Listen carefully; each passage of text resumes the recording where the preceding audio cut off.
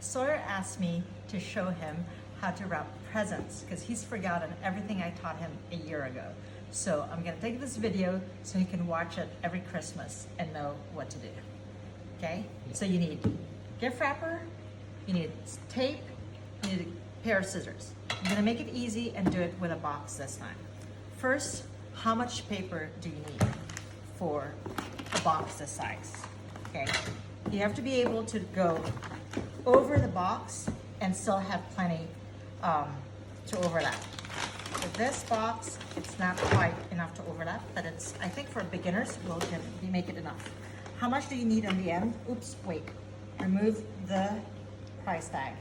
That's something you need to do with your presents. That's what I'm doing right now. So, typically, you need, if this is the end of it, more a little bit over half so you can fold it over this, right? So about that much. And then the same thing on this end. So we'll go and cut this much paper. Get this out of the way. And then you fold it.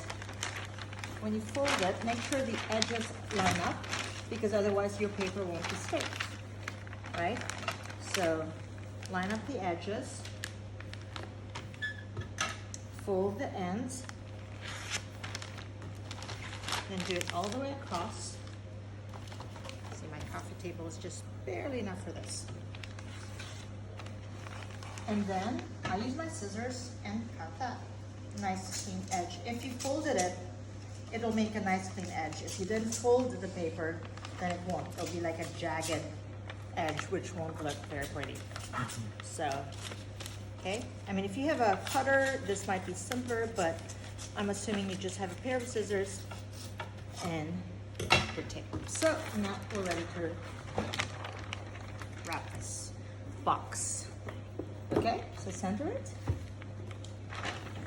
And this is what I do. More or less centered. You tape it down to hold it in place. And then you come back here. See how there's extra piece of tape or wrapper? What I like to do is I like to fold that extra bit and kind of create a little design at the top. So if you have more extra bits and paper, obviously you can do like 2 or 3 folds. Right now I'm just gonna do one simple one just to show you what you do instead of just a simple overlap flat like that, which doesn't look as nice, I think. This just kind of makes it a little bit fancy, shows that you cared about the person you were wrapping the present for. See, creates a little fold. And then you take a piece of tape, kind of roll it like this. So if you have double-sided tape, obviously this is simpler, but you can just put that and tuck that in place where the fold is. Put that there, and then fold this over. Voila, that's the top. And then you, because this is the back, right? You tuck this in. Now this is important. I was trying to tell Sawyer, this is like making your bed. So if you know how to make a bed, if you've ever changed your sheets, you would know how to do this and tuck the corners nice and neatly like that. See? And when you tuck it neatly like this, very simple with a box. And I'll do it for the other side. Again, the side that's the bottom, fold that flat, tuck the corners, tuck the corners in, and then the top part is the last one that you fold, okay?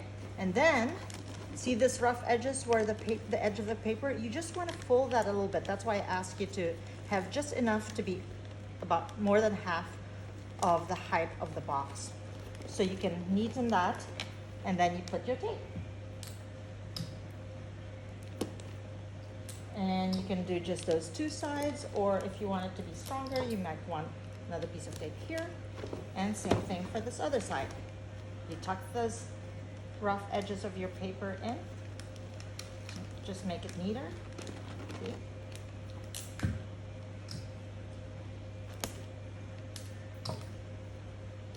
And voila. Here's your... Show the pretty side.